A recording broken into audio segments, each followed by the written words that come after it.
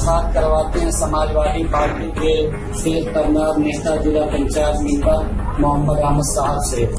Sir बताइए, उत्तर प्रदेश की secular आवाम महागठबंधन आपको उम्मीद भरी नजरों से देख रही है, लेकिन मायावती जी का रवैया ठीक ठाक दिखाई नहीं दे रहा है, इसमें आपकी क्या राय है? देखिए, जहां तक समाजवादी पार्टी का सवाल है और हमारे राष्ट्रीय नेता माननीय अखिलेश यादव जी का प्रयास ये है कि उत्तर प्रदेश के अंदर 2019 के जनरल चुनाव के लिए एक महागठबंधन बने, जिसमें एंटी भाजपा फोर्सेस, खासतौर से सेकुलर दल एक साथ आकर के चुनाव लड़े। उसका प्रयोग उन्होंने चूंकि गोरखपुर के लोकसभा चुनाव में और फूलपुर के लोकसभा चुनाव में, कैराना के लोकसभा चुनाव में आपने देखा कि उसका प्रयोग हुआ है और उसमें सफलता मिली है।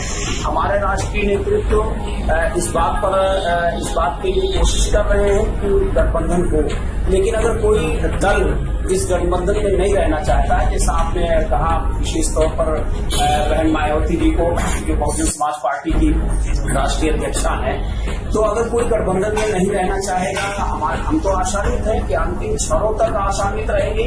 हमारा नेतृत्व भी आशान्वित है कि वो चुनाव में गठबंधन के साथ मिलकर के चुनाव लड़ेंगे और भारतीय जनता पार्टी को उत्तर प्रदेश से रोका जाएगा। लेकिन अगर कोई नहीं रहेगा तो समाजवादी पार्टी का ये प्रयास है कि अन्य सेकुलर दलों को जितने भी गठबंधन में शामिल हो सकते हैं उनको लेकर के लोकसभा चुनाव लड़ा जाए और भारतीय जनता पार्टी को उत्तर प्रदेश से रोका जाए। और जो उत्तर प्रदेश के सेकुलर आवाम की जो कोशिश है, समाजवादी पार्टी उस पर खरा उतरेगी। ये हम आपसे कहना।